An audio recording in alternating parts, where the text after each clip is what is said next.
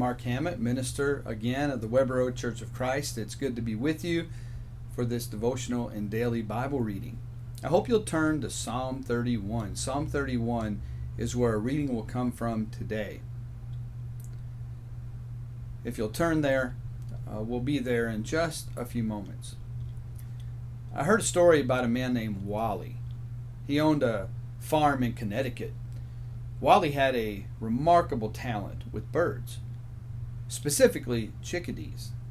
It seems that every morning these little birds would flutter down and land on his shoulders, his head, and his arms, and his hands. It wasn't just for food.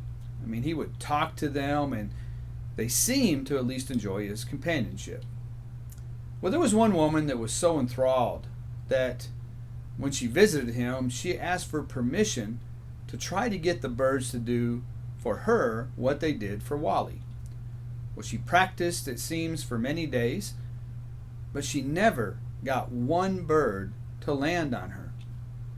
And then one day she tried something different.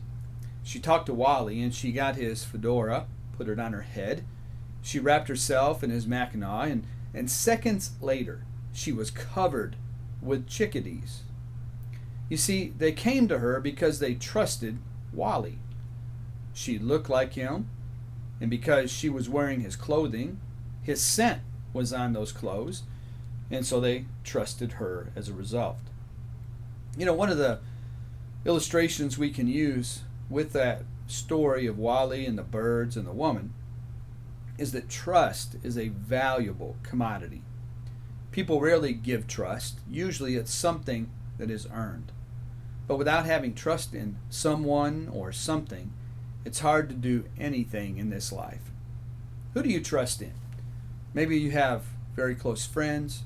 Perhaps you have family members that you would trust them with anything and trust them with your life.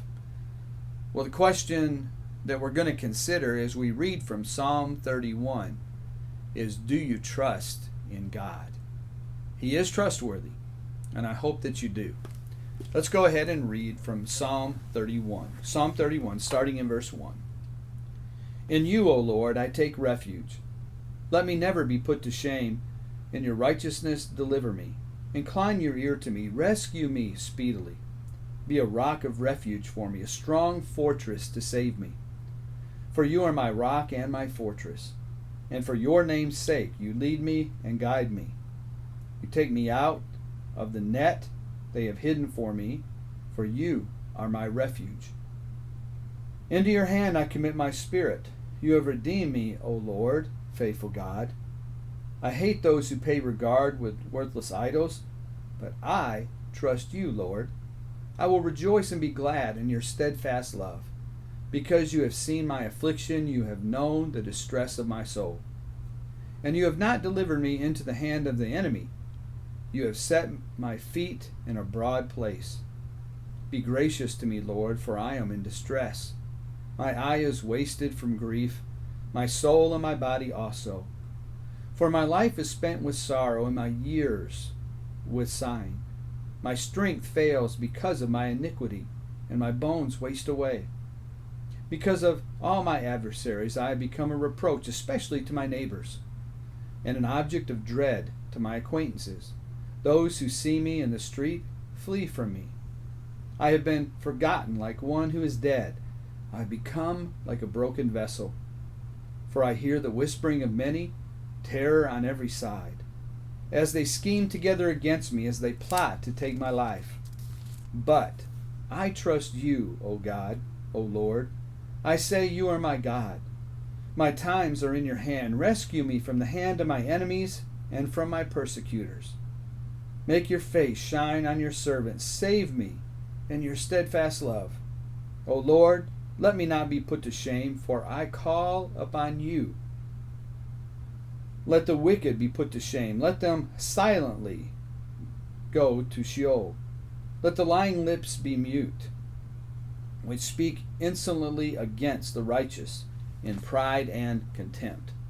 Oh, how abundant is your goodness, which you have stored up for those who fear you, and worked for those who take refuge in you in the sight of the children of mankind. In the cover of your presence you hide them from the plots of men. You store them in your shelter from the strife of tongues. Blessed be the Lord, for he has wondrously shown his steadfast love to me when I was in a besieged city. I had said in my alarm, I am cut off from your sight. But you heard the voice of my pleas for mercy when I cried to you for help. Love the Lord, all you his saints. The Lord preserves the faithful, but abundantly repays the one who acts in pride. Be strong, and let your heart take courage, all you who wait for the Lord. What a beautiful psalm written by David. And I hope that you may go back to that psalm whenever you need to reestablish and be reminded of your trust that you're to have and that you should have for God himself. Remember, Psalm 31. And I hope that you'll join us again for another daily devotional and Bible reading. But it's good that you've joined us for this one. And may the Lord bless you richly as you seek to follow his will.